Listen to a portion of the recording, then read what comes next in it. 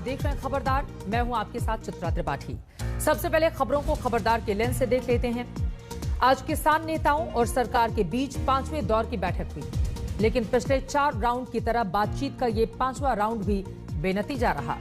एक बार फिर दोनों पक्ष 9 दिसंबर को बैठक करने के लिए तैयार हो गए हैं। आज की बैठक में सरकार थोड़ा नरम दिख रही थी, नरमी दिखा रही थी, लेकिन किसान नेता पहले से ज्यादा सख्त लहजे में सरकार से बात कर रहे थे। करीब 5 घंटे चली बैठक में किसानों और सरकार के बीच हुए संवाद के बारे में हम आपको विस्तार से बताएंगे। इसके बाद हम देश में कोरोना वैक्सीन के विकास से जुड़ी हुई खबर दिखाएंगे आपको। याद होगा आपको, कुछ दिन पहले ही हरियाणा के मंत्री अनिल विज ने कोरोना वैक्सीन के ट्रायल में बढ़ चढ़कर हिस्सा लिया था और टीका लगवाया था, लेकिन आज अनिल विज कोरोना पॉजिटिव पाए गए हैं। लेकिन स्वास्थ्य मंत्रालय ने कहा है कि इससे घबराने की जरूरत नहीं है, ऐसा हो सकता है। आज हम इस बात पर भी चर्चा करेंगे कि ऐसा कैसे हो सकता है। उधर चीन ने चांद की सतह पर अपना झंडा फहरा दिया है। वो ये कारनामा करने वाला दुनिया का दूसरा देश है। अमेरिका ने 1979 में मानव युक्त अपोलो 11 मिशन के दौरान चंद्रमा पर पहली बार झंडा फहराया था। चीन की स्पेस एजेंसी ने चंद्रमा पर फहराए गए अपने झंडे का फोटो शेयर किया है। ये फोटो गुरुवार को चंद्रमा से पृथ्वी पर लौटने से पहले चीन के उस स्पेस क्राफ्ट से लिए गए थे जो चांद की सतह से मिट्टी और पत्थर लेकर वापस आएगा। ये तमाम खबरें आप तक विस्तार से हम पहुंचाएंगे, लेकिन सबसे पहले बात करेंगे किसानों की। आज किसान नेताओं और सरकार के बीच विज्ञान भवन में 5वें दौर की बातचीत की शुरुआत वहीं से हुई जहां पर चौथे दौर की बातचीत खत्म हुई थी, और फिर 5वीं बैठक का नतीजा भी वही निकला जो चौथी बैठक के बाद निकला था। अब 9 दिसंबर को छठे दौर की बातचीत होगी। संक्षेप में कहें तो किसान और सरकार के बीच कृषि कानूनों को लेकर अभी तक कोई सहमति नहीं बन पाई है। आज बैठक से पहले किसान आंदोलन को लेकर प्रधानमंत्री नरेंद्र मोदी ने हाई लेवल मीटिंग बुलाई थी, जिसमें सरकार की तरफ से किसानों को एमएसपी पर लिखित आश्वासन और कृषि कानूनों में कुछ संशोधनों पर तैयार होने के संकेत मिले थे। लेकिन बैठक के दौरान किसान नेता कृषि कानूनों को खत्म करने की मांग पर अड़े रहे। करीब 5 घंटे चली बैठक के बाद केंद्रीय कृषि मंत्री नरेंद्र सिंह तोमर ने सरकार का क्या पक्ष रखा और किसानों से क्या अपील की, सबसे पहले वो आपको सुनवाते हैं। आज तमाम सारे विषयों पर पूर्ववत बात होती रही और हम लोग चाहते थे कि कुछ विषयों पर स्पष्टता से कुछ सुझाव हमें मिल जाएं, लेकिन बातचीत के दौर में यह संभव नहीं हो सका। मैं इस अवसर पर यह आग्रह सभी यूनियंस को और किसानों को करना चाहता हूं कि आंदोलन का रास्ता छोड़कर चर्चा के रास्ते पर आएं। भारत सरकार कई दौर की चर्चा उनके साथ कर चुकी है और आगे भी समाधान निकालने के लिए चर्चा करने को तैयार है।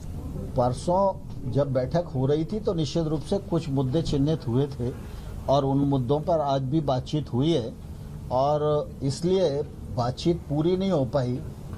9 तारीख की बैठक इसीलिए आयोजित की है। यानी कि अब 9 दिसंबर को केंद्र सरकार और प्रदर्शनकारी किसानों के प्रतिनिधियों के बीच फिर से बातचीत होगी। आज की बातचीत में किसानों ने केंद्र सरकार से दो टूक लहजे में कह दिया कि उनके पास राशन और पानी की कोई कमी नहीं है, इसीलिए वो अपनी मांगों को लेकर सड़कों पर डटे रहेंगे। यानी आज की बैठक में किसान नेता ये सोचकर गए थे कि आज के बाद दोबारा चर्चा नहीं करेंगे, लेकिन आज भी सरकार और किसानों के बीच उन्हीं बिंदुओं पर बात हुई जिन पर चौथी बैठक में बात हुई थी। लेकिन आज की बैठक में किसान नेताओं की नाराजगी और बेसब्री पहली बैठकों से ज्यादा थी।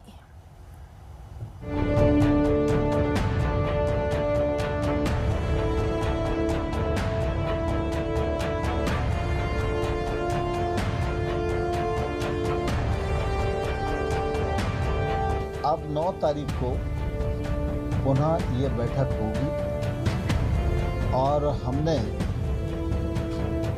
किसानों को कहा है कि सरकार आपके सभी पहलुओं पर विचार करेगी। और इस तरह 5वें राउंड की बातचीत भी छठे राउंड की बैठक पर सहमति के साथ खत्म हो गई। लेकिन करीब 5 घंटे की बैठक के दौरान किसान नेताओं और केंद्रीय मंत्रियों की एक भी बात पर सहमति नहीं बनी। करीब 5 घंटे चली बैठक में सरकार और किसानों के बीच आज फिर बात नहीं बनी। अब 9 तारीख को बैठक होगी, जिसमें सरकार किसानों की जो मांग है, तीनों कानूनों को वापस लेने की, एमएसपी को लेके कानून बनाने की गारंटी दी जाए, उस पर सरकार बताएगी कि क्या करने जा रही है। किसान चाहते हैं कि सरकार हाँ और ना में जवाब दे। आप लोगों ने साफ कह दिया सरकार से कि जो अमेंडमेंट्स हैं, जो संशोधन है, वो मंजूर नहीं है। नहीं, मंजूर नहीं। अच्छा, अब पूरे किसानों का ये है कि मंजूर नहीं, उनको वापसी दे दो और यस नो में जवाब दे दो। अच्छा, हाँ जी। तो सरकार ने क्या कहा आपसे? मंत्री थे 3 आपके साथ? हाँ, मंत्री थे। अब फिर 9 तारीख में फिर बातचीत होगी, 11 बजे फिर मीटिंग होगी। 9 तारीख को बैठक थी, हाँ, तो 7 को थी, तो 7 की बजाय 8 को भारत बंद है और भारत बंद की वजह से हम यहाँ आ नहीं पाएंगे, इसलिए 9 तारीख को 11 बजे यहाँ ही विज्ञान भवन में दोबारा मीटिंग है। यानी 5वीं बैठक का हाल भी 4थी बैठक वाला ही रहा। माहौल भी लगभग वैसा ही रहा। सरकार कृषि कानूनों पर अपने मन की बात समझाने की कोशिश कर रही थी, लेकिन किसान नेता सरकार की बातें नजरअंदाज करते हुए बार बार अपनी बात दोहरा रहे थे। किसान नेताओं ने बैठक के दौरान कहा, उनके पास 1 साल का राशन पानी है, सरकार को तय करना है कि वो क्या चाहती है। सरकार साफ साफ बताए कि आप हमारी मांग पूरी करेंगे या नहीं। तीनों कानून खत्म करना और एमएसपी का मुद्दा तो सरकार को मानना ही पड़ेगा। किसान नेताओं ने कहा कि कनाडा की संसद चर्चा कर रही है, लेकिन हमारी सरकार हमारी बात नहीं सुन रही। किसान नेताओं ने बैठक में कहा कि बहुत चर्चा हो चुकी है, अब सरकार से चर्चा नहीं, ठोस जवाब चाहते हैं, वो भी लिखित में। बैठक के दौरान एक वक्त ऐसा भी आया जब किसान नेताओं ने कड़ा रुख अपनाते हुए कहा कि वो मीटिंग छोड़कर चले जाएंगे। सरकार जो करना चाहती है उसकी मंशा का पता चल गया। उसने पूरा जतन किया आज कि कानून जेड़े ने इसमें हम जो डब्बा नहीं कहते, जब डब्बे इसमें कल्ली कल्ली चीज करके निकाल दिया, वो खाली हो गया है, अब छोड़ दो। हमने उसको बोला कि कभी नहीं ऐसा होगा, जो ये कानून रद्द करोगे तब ही हम जाएंगे। किसानों की नाराजगी को ब्रेक देने के लिए लंच टाइम हो गया, तो हर बार की तरह इस बार भी किसान नेताओं ने सरकारी दावत से दूरी बनाए रखी, लंगर से खाना मंगवाया, नीचे फर्श पर बैठकर खाया। लंच के बाद दोबारा बैठक शुरू हुई। किसान नेता अपनी मांगों से इंच भर भी हिलने को तैयार नहीं थे। किसान नेता सरकार से फैसला सुनने के मूड में आए थे। बैठक में सरकार ने अपना फैसला सुनाया। कृषि मंत्री ने कहा कि सरकार पंजाब के किसानों की भावनाएं समझती है और उनकी चिंताओं को दूर करने के लिए तैयार है। कानून रद्द करने के अलावा कोई और रास्ता निकाला जाए। सरकार कानूनों में संशोधन के लिए तैयार है, लेकिन किसान कृषि कानूनों को रद्द करने के अलावा किसी भी विकल्प पर तैयार नहीं हुए, बल्कि वो बैठक के दौरान ही यस और नो यानी हाँ या ना का प्ले कार्ड लेकर बैठक में आए, जिसके जवाब में सरकार ने छठे दौर की बैठक की इच्छा जता दी। हमने कहा है कि एमएसपी जारी रहेगी। एमएसपी पर किसी भी प्रकार का खतरा और इस पर शंका करना बेबुनियाद है, लेकिन फिर भी किसी के मन में कोई शंका है तो सरकार उसका समाधान करने के लिए पूरी तरह तैयार है। अब 9 तारीख को पुनः ये बैठक होगी और हमने किसानों को कहा है कि सरकार आपके सभी पहलुओं पर विचार करेगी। तो किसान आंदोलन के 10वें दिन 5वें दौर की बातचीत में भी कोई बात नहीं बन पाई और अब आगे जो भी होगा सरकार को उसकी टेंशन जरूर होगी, क्योंकि किसान कह चुके हैं कि बात निकली है तो दूर तलक जाएगी, पूरे देश में फैलेगी। सरकार किसानों से अपना आंदोलन खत्म करने की अपील कर रही है, लेकिन किसान संगठनों ने तो आज की बैठक से पहले ही किसान आंदोलन के भविष्य की प्लानिंग कर ली थी। किसानों के आंदोलन को देशव्यापी रूप देने के लिए किसान संगठनों ने 8 दिसंबर को भारत बंद बुलाया है। पंजाब, हरियाणा, उत्तर प्रदेश समेत कई राज्यों के किसान संगठनों की बैठक में भारत बंद पर सहमति बनी है। भारत बंद के दौरान 8 दिसंबर को देश भर में किसान संगठन चक्का जाम की तैयारी में हैं। इस बीच देश की सबसे बड़ी transport union all India motor transport Congress ने भी किसानों के समर्थन में 8 दिसंबर को देशव्यापी हड़ताल पर जाने का आह्वान किया है। ट्रांसपोर्ट यूनियनों का कहना है कि अगर सरकार ने किसानों की मांगे नहीं मानी तो दिल्ली, एनसीआर समेत पूरे देश में सामानों की सप्लाई रोक दी जाएगी। अब यह सरकार के लिए मुश्किल की घड़ी है, क्योंकि किसानों को मनाने की और कृषि कानून के फायदे किसानों को समझाने की उसकी कोशिशें अब तक नाकाम हुई हैं। 9 दिसंबर की बातचीत से पहले किसान संगठनों को भारत बंद से रोकना सरकार की बड़ी प्राथमिकता होगी। हालांकि किसान संगठनों ने सरकार को आश्वासन दिया है कि वो प्रदर्शन के दौरान हिंसा का रास्ता अख्तियार नहीं करेंगे। किसान आंदोलन की आग पर राजनीतिक रोटियां भी खूब सेकी जा रही हैं और सिर्फ देश में ही नहीं, विदेशों में भी सेकी जा रही हैं। कनाडा के प्रधानमंत्री जस्टिन ट्रूडो तो भारत की सख्त चेतावनी के बावजूद भारत के लोकल मुद्दे पर कुछ ज्यादा ही वोकल हो रहे हैं। इतने ज्यादा कि उन्होंने तो कनाडा और भारत के रिश्तों को भी ताक पर रख दिया है और अब ब्रिटेन की संसद में भी भारत के किसान आंदोलन की गूंज सुनाई देने लगी है। ब्रिटेन के 36 सांसदों का एक दल भारत के किसान आंदोलन के समर्थन में सामने आया है। इन सांसदों ने ब्रिटिश विदेश सचिव डोमिनिक रैब को भारत के कृषि कानूनों के खिलाफ भारत पर दबाव बनाने के लिए कहा है। इन सांसदों ने ब्रिटिश विदेश सचिव को खत लिखकर कहा है कि वो पंजाब के सिख किसानों के समर्थन में भारत सरकार से बातचीत करें। इससे पहले कई ब्रिटिश सांसदों ने लंदन में भारतीय उच्चायोग को खत लिखकर भारत में नए कृषि कानूनों को किसानों के शोषण का जरिया बताया था। भारत के किसान आंदोलन को समर्थन देने वाले 36 ब्रिटिश सांसदों में ज्यादातर लेबर पार्टी के हैं, जिनका नेतृत्व कर रहे हैं लेबर पार्टी के तनमनजीत ढेंसी, जिन्होंने अपनी मांगों को लेकर एक वीडियो बयान भी जारी किया है। इंडिया ਦੇ ਵਿੱਚ ਜੋ ਕਿਸਾਨ ਸੰਘਰਸ਼ ਚੱਲ ਰਿਹਾ ਹੈ, ਜਿਸ ਦੇ ਵਿੱਚ ਵੱਡੀ ਤਾਦਾਦ ਦੇ ਵਿੱਚ ਕਿਸਾਨਾਂ ਨੇ ਜੋ ਫਾਰਮਰਸ ਬਿੱਲ 2020 ਦੇ ਖਿਲਾਫ ਮੋਰਚਾ ਖੋਲ੍ਹਿਆ ਹੋਇਆ ਹੈ, ਉਸ ਨੂੰ ਲੈ ਕੇ ਯੂਕੇ ਅਤੇ ਵਿਦੇਸ਼ਾਂ ਦੇ ਵਿੱਚ ਵਸਦੇ ਜਿਹੜੇ ਐਨਆਰਆਈਜ਼ ਨੇ ਉਹ ਵੀ ਬਹੁਤ ਫਿਕਰਮੰਦ ਨੇ ਅਤੇ ਉਹਨਾਂ ਨੇ ਆਪਣੇ ਮੈਂਬਰਸ ਆਫ ਪਾਰਲੀਮੈਂਟ ਤੱਕ ਪਹੁੰਚ ਕੀਤੀ ਕਿ ਅਸੀਂ ਵੀ ਕਿਸਾਨਾਂ ਦੇ ਨਾਲ ਖੜੇ ਹੋਏ ਹਾਂ। ਇਹ ਤੁਹਾਨੂੰ ਦੱਸਣ ਦੇ ਵਿੱਚ ਖੁਸ਼ੀ ਮਹਿਸੂਸ ਹੋ ਰਹੀ ਹੈ ਕਿ ਦਰਜਨਾਂ ਮੈਂਬਰਸ ਆਫ ਪਾਰਲੀਮੈਂਟ ਨੇ ਇੱਕ 2 ਪੰਨਿਆਂ ਦੀ ਚਿੱਠੀ ਤੇ ਦਸਤਖਤ ਕੀਤੇ ਨੇ ਅਤੇ ਉਹ ਅਸੀਂ ਚਿੱਠੀ ਬਕਾਇਦਾ ਜੋ ਯੂਕੇ ਦੇ ਵਿਦੇਸ਼ ਮੰਤਰੀ ਡੋਮਿਨਿਕ ਰਾਬ ਹਨ ਉਹਨਾਂ ਨੂੰ ਭੇਜ ਦਿੱਤੀ ਹੈ, ਤਾਂ ਕਿ ਜੋ ਸਾਡੀ ਚਿੰਤਾ ਅਤੇ ਸਾਡੇ ਅਹਿਸਾਸਾਂ ਦਾ ਜੋ ਅੱਗੇ ਪੇਸ਼ ਕਰਨ ਜੋ ਇੰਡੀਆ ਸਰਕਾਰ ਨੂੰ, ਤਾਂ ਕਿ किसानों को इंसाफ मिले। यानी अब भारत के किसान आंदोलन में ब्रिटेन के नेता भी अपनी राजनीतिक चमकाने के लिए उतर चुके हैं मैदान में, जिसकी शुरुआत हुई थी कनाडा से, जहां प्रधानमंत्री जस्टिन ट्रूडो लगातार भारत के किसान आंदोलन पर बयानबाजी कर रहे हैं। आखिर भारत के आंतरिक मामले में उनकी इस दिलचस्पी की वजह क्या है, ये समझना भी बहुत जरूरी है। This situation is concerning, and we're all very worried about family and friends. I know that's the reality for many of you.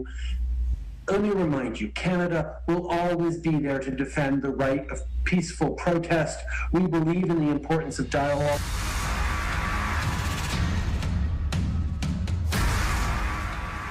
कुछ दिन पहले की बात है, जस्टिन ट्रूडो ने भारत के किसान आंदोलन को अपना खुला समर्थन दिया था।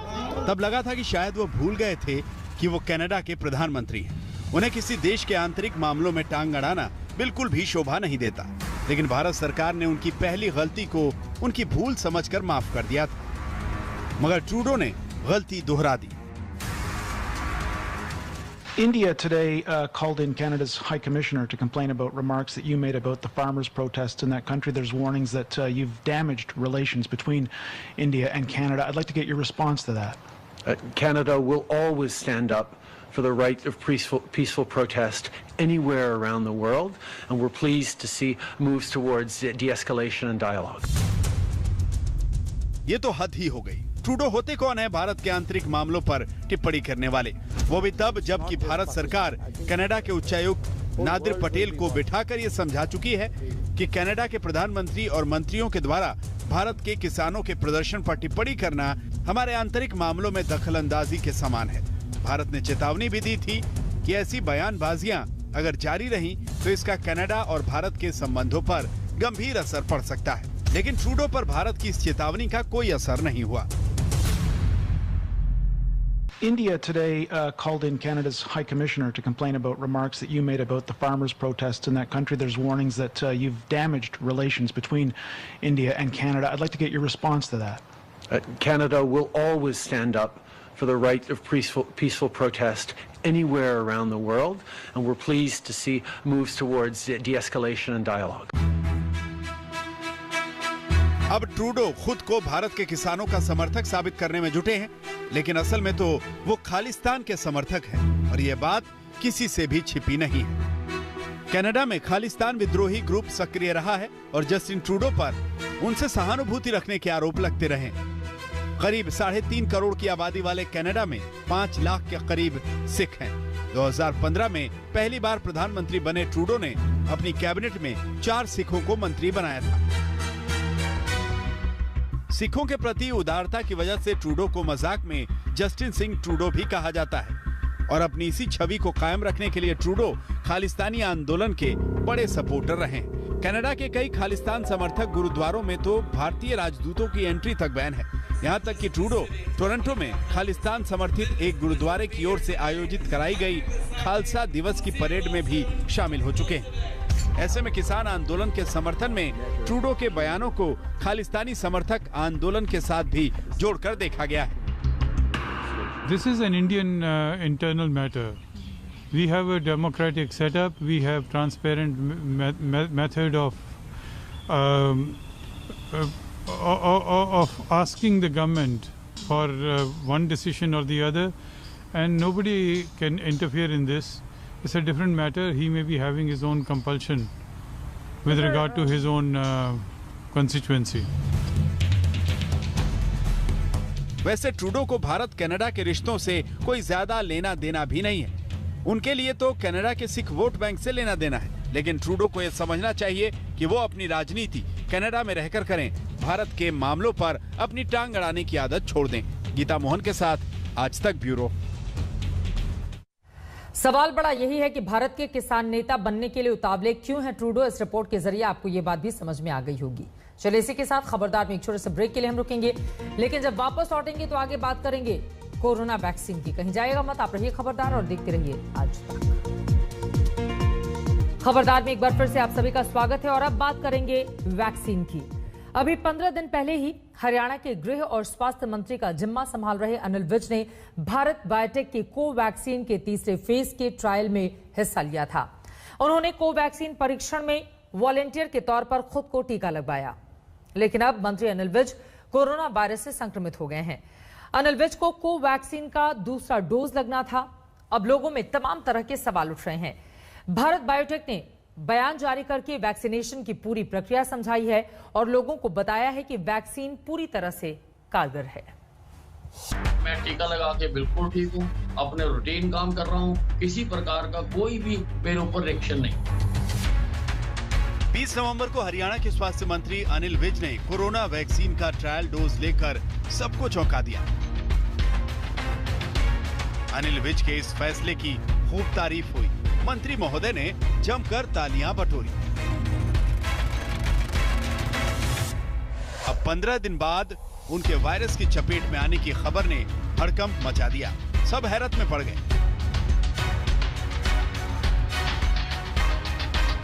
अनिल विज ने खुद ट्वीट कर अपने संक्रमित होने की जानकारी दी और संपर्क में आए सभी लोगों को कोरोना टेस्ट कराने को कहा। कोरोना की काट कही जाने वाली वैक्सीन की डोज के बावजूद अनिल विज वायरस के शिकार हो गए। यह खुलासा वैक्सीन से उम्मीदें बांधे करोड़ों लोगों के लिए किसी झटके से कम नहीं था। सवाल उठने लगे कि आखिर कोरोना की काट वाली वैक्सीन लेने के बावजूद मंत्री अनिल विज वायरस के शिकार कैसे हो गए। वैक्सीन का असर और उसकी क्षमता सवालों के घेरे में आ गई। दरअसल हरियाणा सरकार में मंत्री अनिल विज उन वॉलंटियर्स में शामिल थे जिन्होंने भारत बायोटेक की कोवैक्सीन के लिए तीसरे ट्रायल राउंड में डोज ली थी। ट्रायल का हिस्सा बनने के लिए अनिल विज ने खुद अपना नाम दिया था। उन्हें हरियाणा के रोहतक में कोवैक्सीन दी गई थी। मैंने ट्रायल का इंजेक्शन लगवाया और वो इसलिए लगवाया कि हम दूसरों को कहते रहें कि आप इंजेक्शन लगवाइए और हम खुद ना लगवाएं, तो ठीक बात नहीं है, क्योंकि लगभग 26,000 लोगों को ये टीका लगना है। टीका लगेगा तभी रिसर्चर्स किसी निष्कर्ष पर पहुंचेंगे कि जो वैक्सीन बनाई गई है वो ठीक है या नहीं है। जहां तक आपने पूछा मैं टीका लगा के बिल्कुल ठीक हूँ, अपने रूटीन काम कर रहा हूँ, किसी प्रकार का कोई भी मेरे ऊपर रिएक्शन नहीं।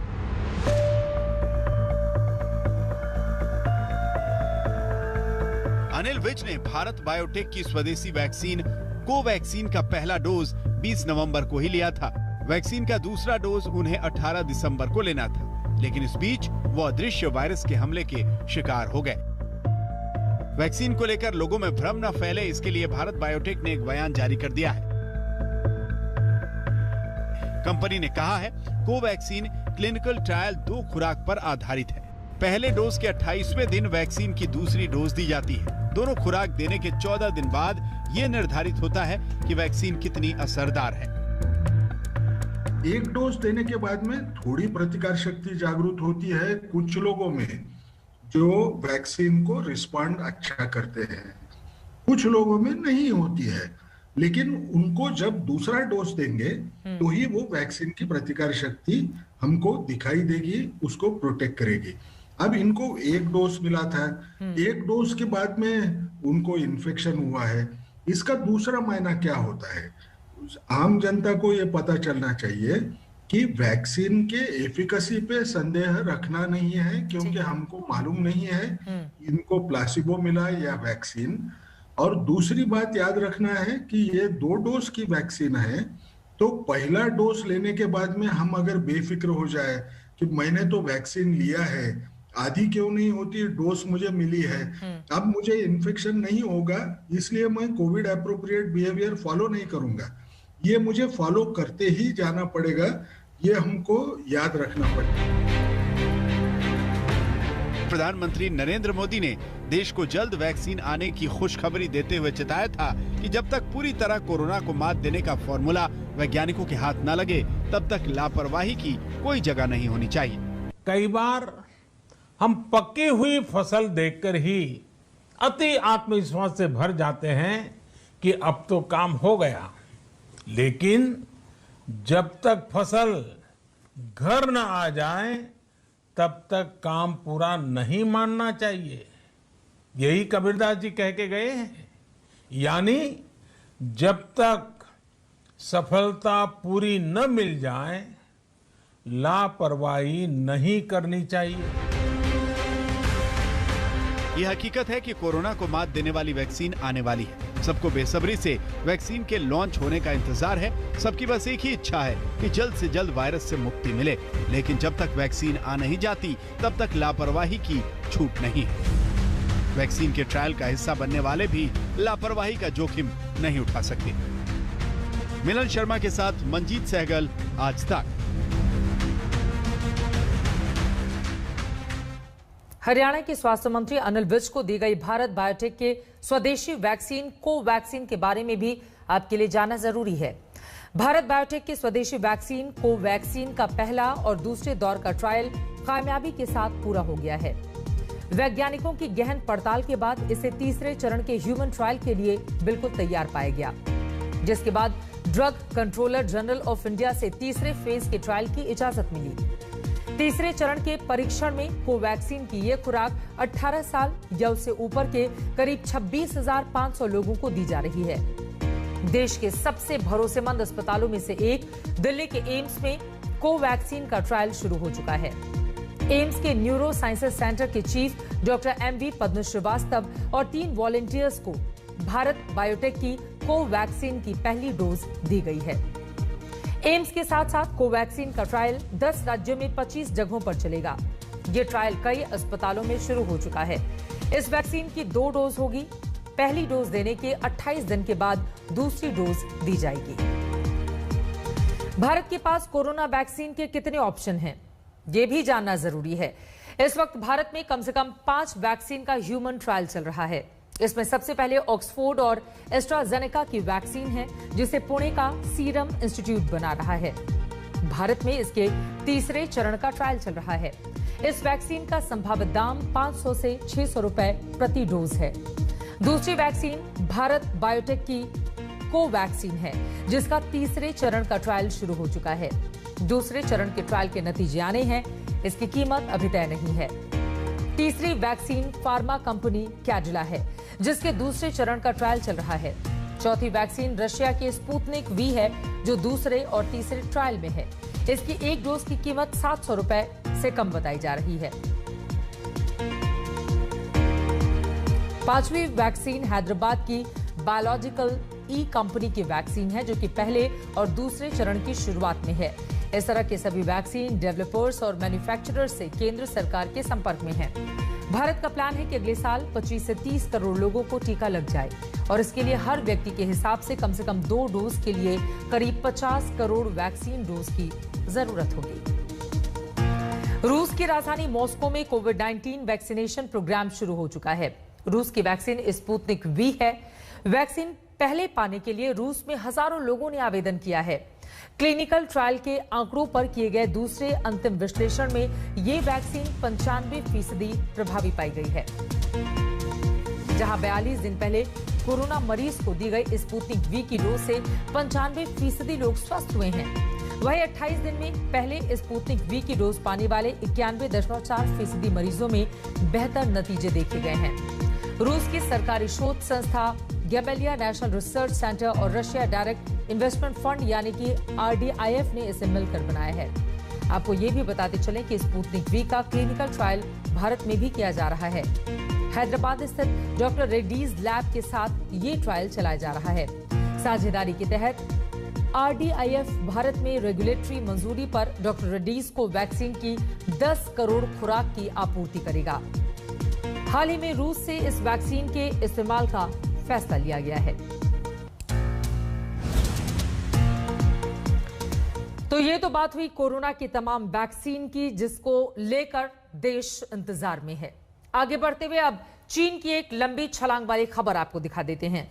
चीन का चंद्रयान चांगई 5 चांद की सतह से नमूने एकत्रित कर धरती की ओर रवाना हो गया है। चीनी अंतरिक्ष एजेंसी ने दावा किया है कि उसका यान चंद्रमा की सतह से कामयाबी के साथ टेक ऑफ कर गया है। टेक ऑफ के पहले यान ने चीन के झंडे को चंद्रमा की सतह पर फहराया भी है। अमेरिका और रूस के चीन की चंद्रमा की सतह से मिट्टी के नमूने लेने वाला इन दोनों देशों के बाद अब चीन तीसरा देश बन गया है। ये चीन के मिशन मून की कामयाबी की तस्वीर है।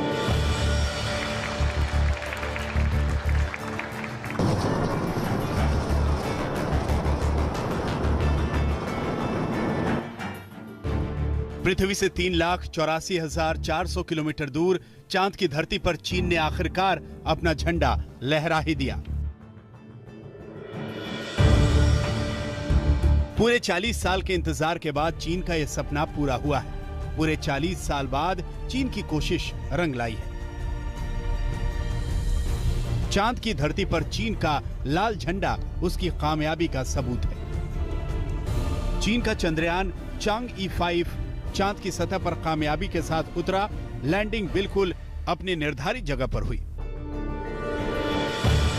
इससे पहले 24 नवंबर को दक्षिणी चीन के वेनचांग स्टेशन से यान को छोड़ा गया था। यान को चांद तक पहुंचने के लिए चीन ने अपने सबसे शक्तिशाली रॉकेट लॉन्चर मार्च 5 रॉकेट का इस्तेमाल किया। ये रॉकेट तरल केरोसिन और तरल ऑक्सीजन की मदद से चलता है। चीन का ये महाशक्तिशाली रॉकेट 187 फुट लंबा और 870 टन वजनी है। लॉन्च एकदम सटीक रहा। हमारी स्क्रीन पर दिख रहे डेटा से साफ है कि जैसा हम चाहते थे ठीक वैसा ही हुआ। इस चुनौतीपूर्ण काम के लिए ये बहुत सटीक परिणाम है।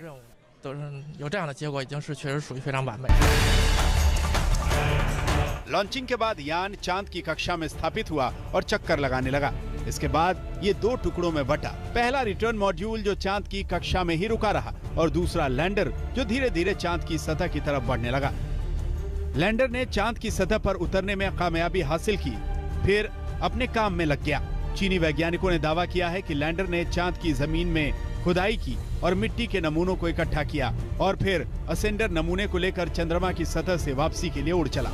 चांद की कक्षा में चक्कर लगा रहे मेन यान से जुड़ गया। अभी रास्ता दूर है।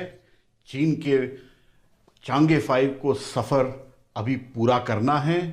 वो धरती पे नहीं पहुंचा है, लेकिन चीन ने जो अपना झंडा चांद की सतह पे फहराया वो एक बड़ा कदम है। इस तरह करने वाला चीन दूसरा देश बन जाता है। इसके पहले अमेरिका ने अपोलो मिशंस में अपना झंडा चांद की सतह पे फहराया था। चांगे 5 अभी तक अपने मिशन में कामयाब रहा है। चलिए इसी के साथ खबरदार में एक और छोटे से ब्रेक के लिए हम रुकेंगे। फौरन लौटते हैं। आप देखते रहिए आज तक। भारत के संसद भवन के न्यू लुक की पहली तस्वीर सामने आई है।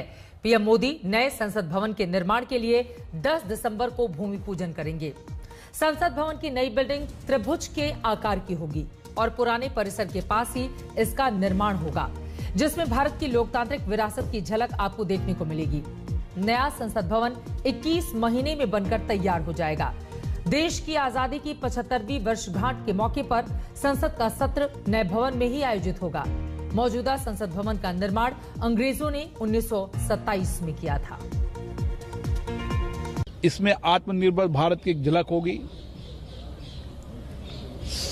देश के अलग अलग हिस्सों से हमारे हस्तशिल्प, हमारे आधुनिक नए भारत के वह आधुनिक कलाकृति वाले लोग जिन्होंने अपनी कला से पूरे विश्व में भारत का नाम गौरव किया है, उसकी एक झलक भी नए संसद भवन में होगी। इसी के साथ खबरदार में आज के लिए बस इतना ही, लेकिन देश और दुनिया की बाकी खबरों के लिए आप देखते रहिए आज तक। नमस्कार, मैं हूं अंजना ओम कश्यप। हमें उम्मीद है ये वीडियो आपको पसंद आया होगा। लेटेस्ट खबरों के लिए यूं ही देखते रहिए आज तक और इस वीडियो के पसंद आने पर लाइक, शेयर एंड सब्सक्राइब करना ना भूलें।